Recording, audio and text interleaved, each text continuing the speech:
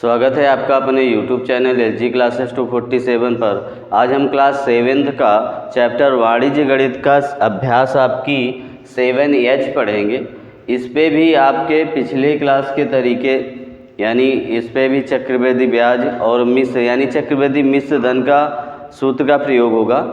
तो पहला सवाल हम देख लेते हैं क्या कहता है। पहला सवाल आपका बोल रहा है कि 400 रुपये का 5% वार्षिक ब्याज की दर से 2 वर्ष का चक्रवृद्धि मिश्र धन हमें ज्ञात करना है, ठीक है ना। तो यहाँ पर पहले सवाल में आपको बोल रखा है मूलधन दे रखा है 400 रुपये, दर आपकी दे रखी है 5% और समय दे रखा है आपका 2 वर्ष, ठीक है ना। 2 वर्ष दे रखा है। अब हमें इसमें प्रयोग कर देना है चक्रवृद्धि मिश्र धन का सूत्र, यानी चक्रवृद्धि मिश्र धन बराबर मूलधन 1 प्लस दर अपान का 100 पावर में समय, ठीक है ना। तो ये समय आपका पावर में आ गया। अब हम क्या करेंगे, मूलधन कितना दे रखा है 400 रुपये, तो 400 1 प्लस दर कितनी है 5%, तो 5/100 और समय आपका आ गया 2 वर्ष, ठीक है। अब यहाँ पर देखिए ये कट जाएगा तो 5 को 20 हो जाता है। इसका हम क्या करेंगे, हल करेंगे तो ये आ जाएगा 21 बटे आ जाएगा 20 और इसकी पावर हो जाएगी 2, तो ये हो जाएगा 400 इंटू 21 का जब स्क्वायर हम करेंगे तो 441 आ जाएगा, ठीक है ना। और 20 का स्क्वायर करोगे तो 400 आ जाएगा। ये कट गया दोनों 400 तो आ गया आपका 441 रुपये, ठीक है ना। ये आ गया आपका चक्रवृद्धि मिश्र धन 441 रुपये। दूसरा नंबर सवाल भी देख लेते हैं क्या बोल रहा है। तो दूसरे में बोल रहा है कि 500 का 10% वार्षिक ब्याज की दर से 2 वर्ष का चक्रवृद्धि मिश्र धन ज्ञात करना है, ठीक है ना। सेम उसी मेथड से हमें करना है, यानी लिखेंगे मूलधन बराबर 500 रुपये, दर आपकी है 10%, समय आपका दे रखा है 2 वर्ष, ठीक है ना। तो चक्रवृद्धि मिश्र धन हम ज्ञात करेंगे यहाँ पर, तो लिखेंगे चक्रवृद्धि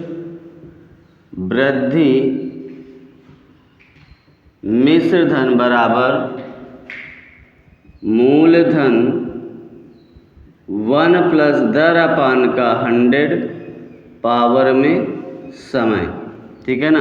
तो मूलधन आपका कितना है 500 रुपये, दर आपकी कितनी है 10% बटे 100 और समय है आपका 2 वर्ष, ठीक है ना। तो देखिए 0 से 0 कैंसिल, तो इसको जब हम सॉल्व करेंगे तो आ जाएगा 11/10 का होल स्क्वायर, तो ये आ जाएगा 500 और इसको हम जब स्क्वायर करेंगे 11 का तो होता है 121/100। 0 से 2 0 कैंसिल, 5 का हम गुणा करा देंगे तो 5 एकम 5, 5 दूनी 10 और 5 एकम 5 एक 6, यानी मिश्र धन आपका कितना आ गया 605 रुपये। तो उम्मीद है आपको दोनों सवाल समझ में आए होंगे। देखते हैं अगले सवाल। देखिए अगला सवाल आपका कह रहा है तीसरा नंबर की 625 का 4% वार्षिक ब्याज की दर से 2 वर्ष का चक्रवृद्धि ब्याज ज्ञात कीजिए, ठीक है ना। अब इस सवाल में आपको ब्याज पूछ रखा है चक्रवृद्धि ब्याज। तो मूलधन 625 दे रखा है, दर आपका 4% और समय 2 वर्ष है। तो चक्रवृद्धि ब्याज का हम सूत्र लगाएंगे, तो जहाँ हमें मूलधन दे रखा है वहाँ लिख देंगे मूलधन यानी 625 1 प्लस दर आपका 4% 4/100 पावर में समय यानी 2 वर्ष माइनस 625 आ जाएगा। और यहाँ पर ये कट जाएगा तो आ जाएगा 25। अब यहाँ कह देंगे 625 और ये आ जाएगा 26/25। जब आप सॉल्व करेंगे इसको 26/25 का होल स्क्वायर माइनस आ जाएगा 625, ठीक है। अब हम 26 का स्क्वायर आप करोगे तो आपको मालूम होता है 676 होता है, बटे आपका आ जाएगा 625, 25 का स्क्वायर 625 यानी और 625 से 625 कैंसिल हो गया। आपका बच गया 676 माइनस 625। अब इसको जब हम घटा देंगे तो आएगा 1 और 5 यानी 51 रुपये आपको ब्याज मिल गया। ठीक है ना। तो चक्रवृद्धि ब्याज कितना आपका निकला? 51 रुपये निकला। अब इसी प्रकार से आपको यहाँ पर चौथे नंबर पर बोला गया है कि कोई धन 1000 है, दर 10% है और समय 3 वर्ष है, तो इसका चक्रवृद्धि ब्याज ज्ञात करना है। तो यहाँ पर भी हम क्या करेंगे, सूत्र रख देंगे, यानी 1000 1 प्लस दर आपकी 10% बटे आपका 100 पावर में समय आपका 3 दे रखा है माइनस 1000 हो जाएगा। अब देखिए जब इसको 0 से 0 हमने काट दिया तो अब ये आ जाएगा आपका 11/10 आ जाएगा। ठीक है। तो यहाँ पर हम 1000 करेंगे और 11/10 लिखेंगे और पावर में आ जाएगा 3 माइनस हो जाएगा 1000। तो अब इसका हम क्यूब कर लेते हैं। तो आप जानते हैं कि 11 का क्यूब होता है 1331 बटे हो जाएगा आपका 1000 माइनस हो जाएगा 1000। तो 1000 से 1000 कैंसिल हो गया और 1331 माइनस हो जाएगा 1000। तो आपका ब्याज आ जाएगा 331 रुपये। तो आपका यहाँ पर चक्रवृद्धि ब्याज जो आया है 331 रुपये आ गया। उम्मीद है सवाल आपको समझ में आया होगा। देखते हैं अगले सवाल। देखिए आपका 5वां सवाल दे रखा है कि 16,000 का 5% वार्षिक ब्याज की दर से 3 वर्ष का चक्रवृद्धि ब्याज ज्ञात करना है। ठीक है ना। जैसे पहले सवाल पिछले किए हैं सिर्फ उसी प्रकार से यहाँ पर भी करना है।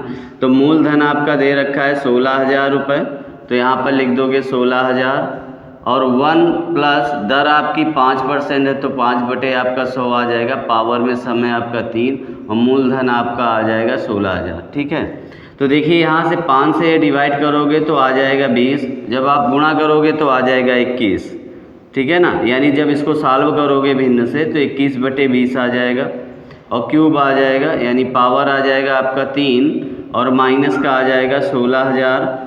तो अब इसका जब हम क्यूब करेंगे ना 21 का, तो देखिए क्यूब आपका कितना आएगा, तो 441 होता है आपका स्क्वायर, इसमें 21 का गुणा कर दो तो 21 एकम 21 और 21 चौको 84 जो 86, 21 चौको 84 और 8 आपका हो जाएगा 92, यानी 9261 आ जाएगा।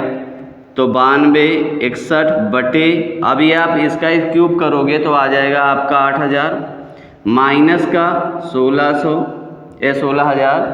अब देखिए ये कट जाएगा, 8000 दूना होता है आपका 16,000, तो इसका आप गुणा करा दोगे तो आपका आ जाएगा 2 और 6 दूनी 12 की भी 2, 4 और 1 5 और 9 दूनी 18। ठीक है ना। 18 आ गया और यहाँ पर 16,000 इसको घटा देना है तो ये आपका आ जाएगा 2,522 रुपये। ठीक है ना। 2,522 रुपये आपका चक्रवृद्धि ब्याज आ गया। ठीक है ना। अब देखते हैं इसका 6वां सवाल क्या कहता है। तो 6वां सवाल बोल रहा है कि मनोज ने 25,000 बैंक में अपने बचत खाता में जमा किया, 2 वर्ष बाद उसे कुल कितने रुपए ब्याज के रूप में मिले यदि ब्याज बचत खाते में 4% वार्षिक ब्याज की दर से दे हो। यानी उसने जो पैसा जमा किया है तो वो 4% वार्षिक ब्याज की दर से बैंक देता है, वो 2 वर्ष के लिए उसने जमा किया है। तो हमें ब्याज हमें निकालना है कि ब्याज इसका कितना मिलेगा। तो देखिए मूलधन दे रखा है और दर दे रखी है और समय दे रखा है, तो हम सीधे चक्रवृद्धि ब्याज का सूत्र लगा देंगे। तो चक्रवृद्धि ब्याज का सूत्र, यानी यहाँ पर मूलधन आपको दे रखा है 2500 और 1 प्लस दर आपकी 4% है बटे 100। ठीक है ना। 100 पावर में समय आपका 2 वर्ष और माइनस 2500। ठीक है ना। तो इसको जब हम सॉल्व करेंगे तो आ जाएगा ये 25। अब इसका जब सॉल्व करेंगे भिन्न के रूप में तो आ जाएगा ये 26/25 आ जाएगा और ये स्क्वायर हो गया माइनस 2500 आ जाएगा। ठीक है ना। तो ये 2500 और ये आपका ये स्क्वायर इसका करोगे जब 26 का तो आ जाएगा 676/625। ठीक है ना। और आप ये माइनस का कर दोगे 2500 तो अब 26,625 का यदि हम 4 बार गुणा करें तो ये 2500 होता है, यानी इसका यदि गुणा करोगे 2 बार तो हो जाएगा 1250। जब हो जाएगा तो ये 4 बार चला जाएगा, ठीक है। तो 4 का इससे हम गुणा कराएंगे तो 6 चौक 24 की 4 और 7 चौक 28 और 2 30 और 6 चौक 24 3 27, ठीक है ना। तो यहाँ पर आ जाएगा आपका 2500 और जब आप घटा दोगे तो 204 रुपये आ जाएगा, ठीक है ना। तो यहाँ पर हम लिख सकते हैं कि अतः मनोज को बैंक से ब्याज 204 रुपये मिले, ठीक है ना। तो इस प्रकार से आपका 6वां सवाल हो गया। देखते हैं अगले सवाल। देखिए अगला सवाल आपका दे रखा है 7वां नंबर कि फातिमा ने डाकघर में 1250 रुपये 2 वर्ष के लिए समावधि जमा खाते में जमा किया। यदि ब्याज दर 8% वार्षिक ब्याज दर हो तो 2 वर्ष बाद चक्रवृद्धि मिश्र धन तथा चक्रवृद्धि ब्याज ज्ञात कीजिए। यानी चक्रवृद्धि मिश्र धन हमें भी निकालना है और चक्रवृद्धि ब्याज भी निकालना है। तो चक्रवृद्धि मिश्र धन का पहले हम सूत्र का प्रयोग करेंगे। मूलधन आपका 1250 है, दर 8% है, समय 2 वर्ष है। तो यहाँ पर लिखेंगे 1250 और 1 प्लस दर आपकी कितनी है 8% बटे आपका 100, समय आपका कितना दे रखा है 2। तो देखिए इसको हम जब काटेंगे 4 से, यानी 4 दूनी 8 और 25 चौको 100, तो आपका ये आ जाएगा 1250 और ये आ जाएगा 27 बटे 25 का होल स्क्वायर, ठीक है। तो यहाँ देखिए इसका होल स्क्वायर जब करेंगे आप तो आ जाएगा 27 का स्क्वायर होता है 729, ठीक है ना, 729 और 25 का स्क्वायर होता है आपका 625। अब 625 दूना होता है 1250। अब इसका हम गुणा कर देंगे तो 8 आ जाएगा, 9 दूना 18, 8 और 4 1 5 और 7 दूनी 14।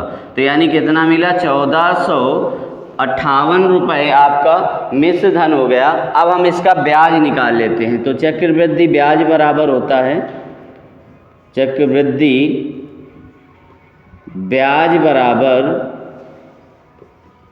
मिश्र धन माइनस मूलधन, ठीक है ना। तो मिश्र धन आपका है 1458 रुपये माइनस मूलधन आपका है 1250 रुपये, ठीक है। अब इसको जब हम घटा देंगे तो ये 8 आ जाएगा, 0 आ जाएगा या 200 आ जाएगा, ठीक है ना। तो आपका आ गया 208 रुपये ब्याज आ गया, ठीक है। तो यहाँ पर हम लिख सकते हैं अतः मिश्र धन या चक्रवृद्धि मिश्र धन, चक्रवृद्धि मिश्र धन बराबर 1498 रुपये, ठीक है ना, 1498 रुपये और चक्रवृद्धि ब्याज आपका आ जाएगा 208 रुपये, ठीक है ना। तो इस प्रकार से आपका 7वां नंबर सवाल हो गया। देखते हैं 8वां नंबर। 8वें में देखिए कह रहा है कि जॉर्ज ने किसी वित्तीय कंपनी से 8000 रुपये 2 वर्ष के लिए 15% वार्षिक ब्याज की दर पर उधार लिए। उसे कंपनी को कितनी धनराशि वापस करनी पड़ेगी। तो वापस जब वो करेगा तो आप जानते हैं कि मूलधन भी होगा और साथ में ब्याज भी होगा। तो यानी हमें क्या निकालना होगा, चक्रवृद्धि मिश्र धन निकालना होगा, ठीक है ना। तो चक्रवृद्धि मिश्र धन का हम सूत्र का प्रयोग करेंगे और इससे हम इसके चक्रवृद्धि मिश्र धन निकाल लेंगे। यानी लिखेंगे 8000 1 प्लस 15/100 और पावर में समय है आपका 2 वर्ष। अब देखिए यहाँ पर आप 5 से डिवाइड कर सकते हैं। तो 5 3 15 और 20 पंचे 100, तो ये आपका आ जाएगा 8000 इंटू 23/20 का होल स्क्वायर, ठीक है।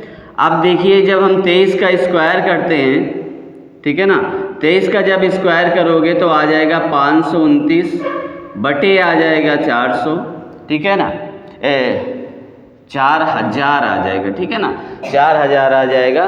20 को इसका स्क्वायर करोगे तो 400 ही आएगा, 400 आएगा, ठीक है, 400 आ जाएगा।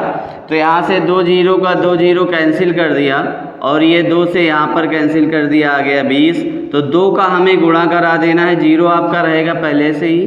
तो यानी 4 9 दूनी 18, ठीक है ना, 4 1 5 और 5 दूनी 10, है ना। तो 10,580 रुपये आ जाएगा इसका। तो यहाँ पर हम लिख सकते हैं कि अतः जॉर्ज को बैंक को रुपए वापस करने पड़े बराबर 10,580 रुपये, ठीक है ना। तो इस प्रकार से आप इसको लिख सकते हैं। तो मेरे सवाल आपको 7वां 8वां भी समझ में आया होगा। देखते हैं इसके अगले। देखिए आपका 9वां सवाल बोल रहा है कि तनु ने वित्तीय कंपनी में 2,000 रुपये लगाए। यदि कंपनी 10% वार्षिक ब्याज देती हो तो 3 वर्ष बाद उसको कुल कितने रुपए मिले। यानी कितने रुपए मिले जब ना, तो आप जानते हैं कि ब्याज और मिश्र धन यानी मूलधन और ब्याज दोनों एक साथ में मिलेगा तभी वो आपका मिश्र धन बनेगा। तो यानी आप सूत्र किसका प्रयोग करोगे, मिश्र धन का प्रयोग करोगे। तो यहाँ पर देखिए दे रखा है 2,000 रुपये मूलधन, दर है 10% और समय है 3 वर्ष का, ठीक है ना। समय आपका 3 वर्ष है, ठीक है। तो बस इस सूत्र में हमें अप्लाई कर देना है, आपका आंसर आ जाएगा। तो यहाँ पर आपका 2,000 और 1 प्लस दर आपका 10% बटे हो जाएगा 100 और पावर में समय आपका 3, तो 0 से 0 कैंसिल, तो आपका आ जाएगा 2,000। और ये जब आप सॉल्व करोगे तो आ जाएगा 11/10 की पावर 3 और ये इसका हम क्यूब कर लेंगे। तो आप जानते हैं कि क्यूब आपका होता है 1331 बटे हो जाएगा 1000। तो 3 0 से 3 0 कैंसिल, 2 का हम गुणा करा देंगे तो 2 1 कम 2 और 2 3 6 और 2 3 6 2 कम 2, तो यानी 2662 रुपये आ जाएगा, ठीक है ना। तो यहाँ पर हम लिख सकते हैं कि अतः तनु को बैंक से 2662 रुपये मिलेंगे, ठीक है ना। तो ये आप लिख सकते हैं। तो अच्छा सवाल लगता है इसे लिखने से। अब हम 10वां नंबर सवाल देख लेते हैं। इस चैप्टर का 7H का आखिरी सवाल है। तो यहाँ पर बोला गया है कि 2500 अंकिता ने एक अंतर्राष्ट्रीयकृत बैंक में 2500 जमा किए, 2 वर्ष बाद उसे कुल कितने रुपए मिले यदि बैंक 8% वार्षिक ब्याज की दर देता हो। यानी ब्याज जो दे रहा है वो 8% है, तो पूछा गया है कि कितने रुपए वापस मिले। तो आप जानते हैं कि यहाँ पर भी आपका मिश्र धन का ही सूत्र लगेगा, तो हम लगा लेते हैं। यानी 2500 1 प्लस दर आपका 8% और बटे 100, समय है 2, तो आप जानते हैं इसको आप काटोगे तो आ जाएगा 2, 4 दूनी 8 और 25 चौको 100। अब यहाँ पर देखिए 2500 और यहाँ पर आप जब इसको सॉल्व करोगे तो आ जाएगा 27/25 का होल स्क्वायर। अब देखिए इसका जब आप स्क्वायर करोगे तो 2500 इंटू 27 का होता है 729/625, यानी 25 का आ जाएगा आपका 625। अब देखिए ये कट जाएगा 4 बार, तो 4 का आपका गुणा करा देना है। तो 9 चौको 36 और 4 दूनी 8, 8 3 11 और 7 चौको 28 से 29, यानी 2916 रुपये, ठीक है ना। 2916 रुपये हो गए। तो अब अनीता को कितने पैसे मिलेंगे, तो हम लिख देंगे अतः